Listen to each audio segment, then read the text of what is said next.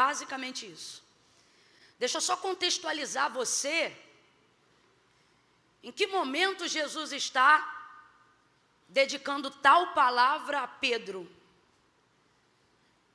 Jesus está vivendo uma oportunidade única e última. Na verdade, está proporcionando uma oportunidade única e última aqui na terra para os seus discípulos, porque eles estão vivendo o que nós chamamos da celebração da última ceia, do seu último momento de confraternização e de intimidade só com os seus discípulos. Numa casa agora separada somente para eles, num ambiente confortável e de intimidade, Jesus vai cear com os seus discípulos.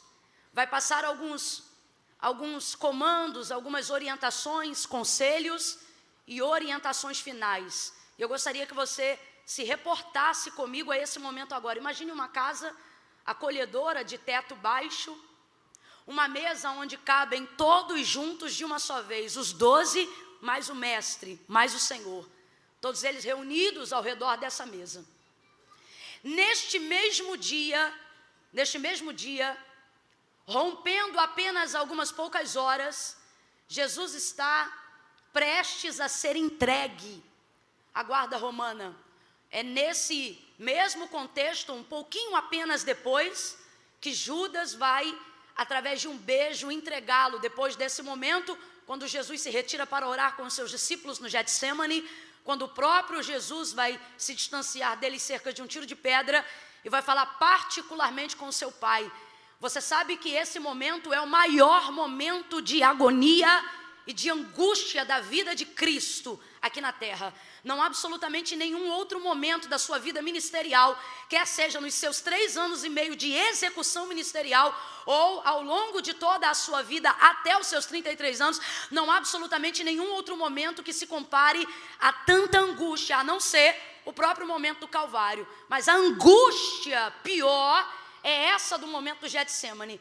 É quando o texto vai nos revelar um fenômeno em que o suor de Jesus vai ser vertido em gotas de sangue, tamanha a sua angústia. É interessante porque, na verdade, ao longo dos 33 anos e meio de vida de Jesus, ele sabe que veio amando de seu Pai em meio aos homens, abdicou do trono de sua glória, absteve-se de todo o seu poderio a fim de cumprir toda a justiça divina e também toda a justiça terrena, a fim de cumprir um único propósito. Qual?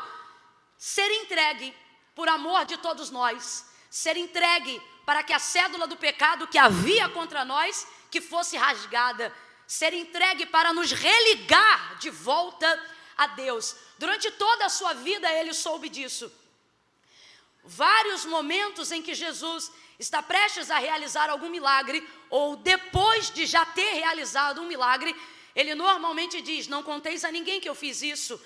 Ou ele diz: ainda não é chegada a minha hora, quando na verdade operou o milagre que Maria, sua mãe, estava acabando de pedir acerca do primeiro milagre que foi realizado nas bodas de Caná. E qual é a hora? De que hora ele estava falando? Ora, ele falava do seu momento de morte de cruz. Ele entende que toda a sua vida terrena, que toda a sua vida carnal, que toda a sua vida humana, ela estava caminhando para um momento em específico. Essa era a hora. Agora veja, a angústia que envolvia Jesus, ela era tão grande no Getsêmani, que mesmo consciente de que toda a dedicação da sua vida, durante os seus 33 anos e meio, culminaram para a realização desse momento. Ora, se durante todo o tempo essa hora ainda não tinha chegado, pois bem, chegou a hora, e mesmo consciente disso, ele vai orar, e ele vai dizer: Pai, se possível for.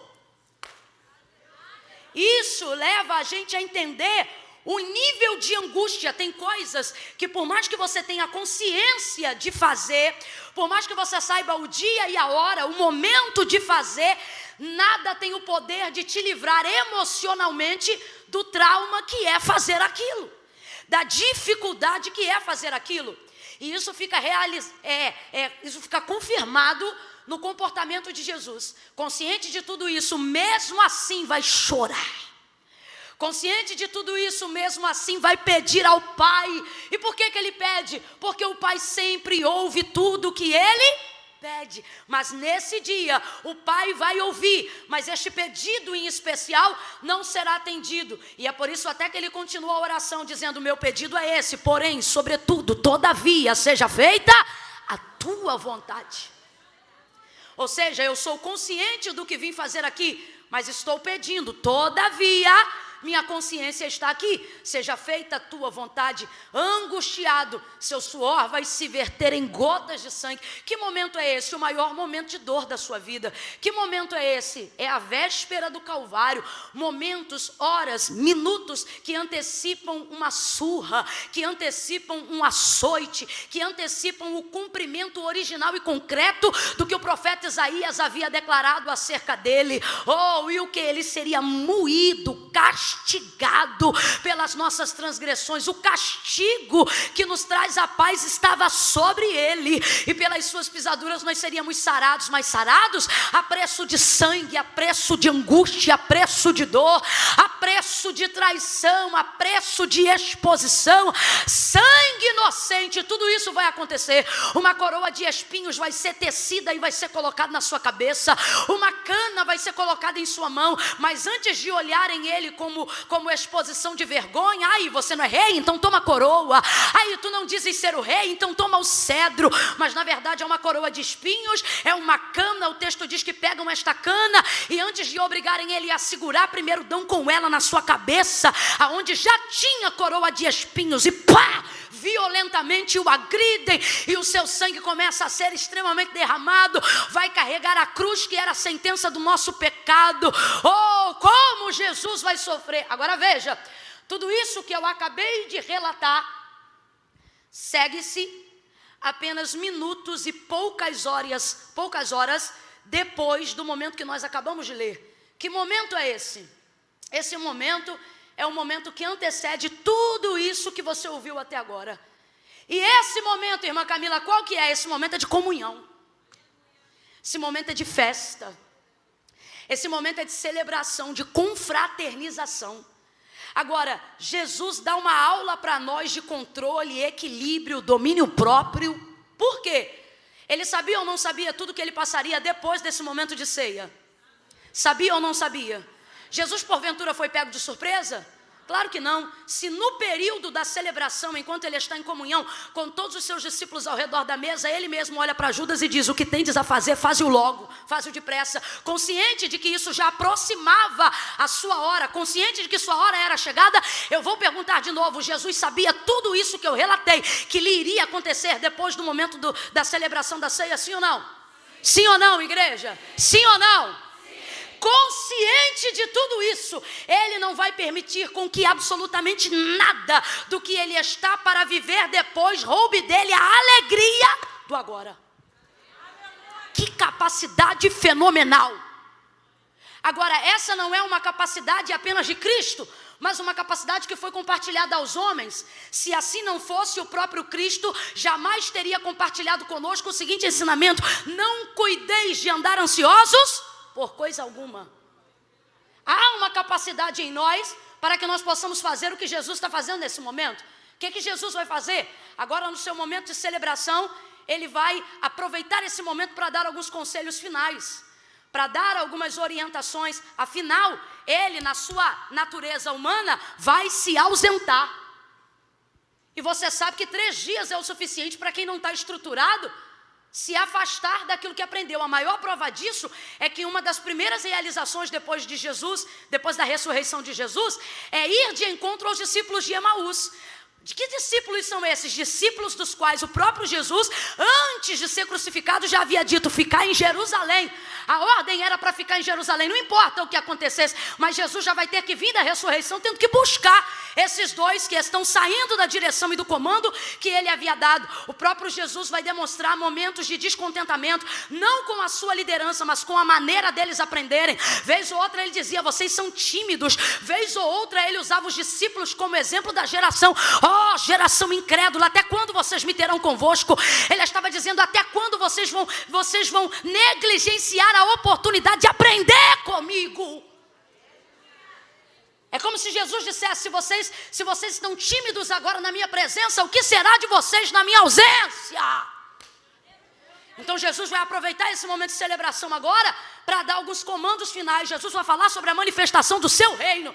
E eu acho que dentre muitas coisas que fazem ele ser Deus, Essa é uma das que me chama a atenção. Qual? Perceber que somos falhos, perceber que temos pontos de negligência, perceber que temos pontos de erro, mas ainda assim não nos destituir do comando que Ele nos deu. Por quê? Porque na verdade não é que Ele acredita em nós, é que Ele acredita nele. É que Ele acredita no investimento dEle, no poder do nome dEle, no ensino dEle. Por que eu estou dizendo isso? Gente, dá uma olhada rápida entre os discípulos. E como diz o próprio Augusto Cury, olhando rapidamente por cima, você vê um sanguíneo, você vê um outro bipolar. E Jesus está entre todos eles, sabendo que um deles é o traidor e ainda assim consegue chamá-lo de amigo. Jesus está sendo hipócrita, leviano, sagaz? Não. O que Jesus está dizendo? Aquilo que você faz contra mim não muda quem eu sou para você. Amigo, amigo. Uma das coisas que fazem de fato Deus ser Deus na sua divindade é a consciência que Ele tem, se assim eu posso dizer, de que Ele sabe que faz por nós coisas que Ele sabe que nós não somos capazes de fazer por Ele, e mesmo assim continua fazendo, continua livrando, continua guardando, continua curando, porque a sua ira dura só um momento, mas a sua misericórdia se estende de geração em geração. Participando desse momento agora com seus discípulos e dando esse comando, Jesus vai dizer: olha, como meu Pai me confiou um reino, eu confio esse reino a vós. Jesus não permite com que aquele momento seja destruído no coletivo por causa do que Ele vai passar no individual. Jesus está dizendo a alguém hoje aqui: até quando você vai destruir o coletivo por causa de problemas individuais? Até quando nós vamos permitir que a nossa ansiedade não domine só a gente, mas também destrua o ambiente do lar, destrua a convivência conjugal, destrua a paz do ambiente de trabalho? Consciente de que vai viver todas essas coisas, o controle está em suas mãos. E o texto diz, irmãos, agora avalia comigo esse dia. Vamos comigo lá para aquela sala onde Jesus está com seus discípulos. Ele pega o cálice, ele pega o suco da vide e ele diz assim: este agora é o meu sangue que é entregue por vós. Eu estou fazendo essa aliança com vocês. Quem é que gosta de culto de ceia? Diga amém. Amém. Quem aqui costuma ter uma roupa especial porque tem em grau mais elevado o culto da ceia? Diga eu aqui. Eu sei como é. É um culto que a gente chora mais, é um culto que a gente se entrega mais, porque a gente sabe do que está sendo lembrado. Agora imagine um culto, abre aspas, é só para você entender. Imagine um culto onde o homenageado é o celebrante. É só para você entender a oportunidade que os discípulos estão tendo ali naquele momento. Você imagina, irmãos, se por muito menos numa imagem não corpórea, mas na manifestação do Espírito, quando ele passa na igreja, já tem gente que cai de um lado, outro que chora 3 dias, outro que não consegue falar português, outro que é batizado no Espírito Santo, outro que é curado na hora, e quando alguém pergunta o que é essa doideira, você diz: Jesus passou lá no culto, rapaz, Jesus passou lá na palavra. Oh meu Deus, eu recebi uma coisa de Deus. Agora você imagina o lugar em que o próprio Jesus, sendo o Senhor, é também o dirigente do trabalho. É mais ou menos isso, é mais ou menos isso. Aí ele mesmo pega, ele diz: olha, está aqui, esse é o meu sangue que é entregue por vós. Aí ele parte o pão, e eu não sei, mas me parece que esse partir do pão é de um jeito que só quem for para as bodas do Cordeiro vai ver de novo. Porque os discípulos do caminho de Emaús andam com o Cristo ressurreto, andam com Ele, falam com Ele, ouvem Ele, olham para Ele e não identificam que é Ele. Mas quando entra na casa, o texto diz que ao partir do pão, um catuca o outro e diz: é Ele. Que partir do pão é esse? Aí ele parte o pão e ele diz: olha, este é o meu corpo que é partido por vós. Ele diz: olha, eu vou fazer uma aliança com vocês. Enquanto todos nós não estivermos juntos para beber disso aqui, no meu reino eu não tocarei mais no suco da vide. Meu irmão, se tiver uma adega no céu, ela está guardada desde o dia que Jesus subiu, para poder dizer: eu só vou tomar de novo quando vocês se assentarem à minha mesa comigo no meu reino. Fez com eles uma aliança extraordinária. Quem está conseguindo se transportar para esse momento, diga glória a Deus. Quem está conseguindo se imaginar ao redor da mesa, imaginando o próprio Jesus servindo e conversando e sorrindo e amando e perdoando e instruindo, essa oportunidade eu vou viver ela assim como Ele Ele é, nós seremos, e como Ele é, nós o veremos. As bodas se aproximam. Agora os discípulos tiveram a oportunidade de viver uma prévia disso. Aí olha, gente, que coisa extraordinária. Prestes a viver tudo isso depois, o texto diz que, tendo ceado, cantou um hino. Que será que Jesus cantou? Agora você imagina, se a pastora Marilé cantando, a gente já se arrepia. Eu fiquei chocada. Não. Aí fiz assim para ela. Quando vem alguém cheio de Deus e ministra, a gente diz, meu Deus. Você imagina Jesus terminando a ceia e puxando uma canção. E tendo dado graças, terminou ali e cantou um hino. Olha para alguém aí e diga, cante. Como assim, irmã Camila? Ora, gente, aqui. Vai ser cuspido, vai ser vituperado, vai ser exposto, vai ser moído, vai ser crucificado, vai receber canada na cabeça, vai receber coroa de espinhos, vai carregar a cruz, vai ser entregue por Judas, vai colocar a orelha de Malco no lugar, vai ser negado por Pedro. Tantas coisas acontecerão depois deste momento, mas veja, nada do que Jesus vai viver depois rouba dele a alegria de entender o que ele está vivendo agora. Irmã Camila, o que você está dizendo? Tem alguém aqui dentro dizendo, oh, que noite abençoada, como é bom ser ministrado por hinos, mas amanhã meu dia começa, amanhã eu tenho um julgamento, amanhã eu tenho uma providência na justiça, amanhã eu tenho que pagar uma dívida, amanhã eu tenho que ir na casa lotérica, amanhã eu tenho que negociar uma situação, amanhã eu tenho que assinar uma carta de divórcio, eu sei lá, tantas coisas para resolver depois, e você não consegue, você está se dividindo entre o culto e o que você vai fazer amanhã, entre o que você está vivendo aqui agora e o que você vai ver amanhã, e no final você não vive nada. Por quê? Porque o amanhã não tem o poder de mudar o seu hoje, e o seu hoje tem poder até de definir o amanhã, mas quando? Hoje? Não, só amanhã. Irmã Camila, o que você está dizendo? Estou dizendo que se eu ficar pensando no amanhã, eu não resolvo nada, mas se eu viver hoje, eu chego amanhã preparada, eu chego amanhã fortalecida, para receber o que eu tiver que receber, perder o que eu tiver que perder, assinar o que eu tiver que assinar. Quem é Jesus? Jesus é alguém que tem um controle incrível, ele não permite com que aquilo que vai viver amanhã roube dele o agora. Jesus está dizendo a alguém aqui, cante nessa noite, celebre nesta noite, adore nesta noite, o que você vai fazer amanhã já está entregue na mão de Deus, então celebre a comunhão hoje, e adore hoje, dê lugar a Deus hoje, fale com Ele hoje, dê o melhor glória a Deus que você puder hoje, o melhor aleluia hoje é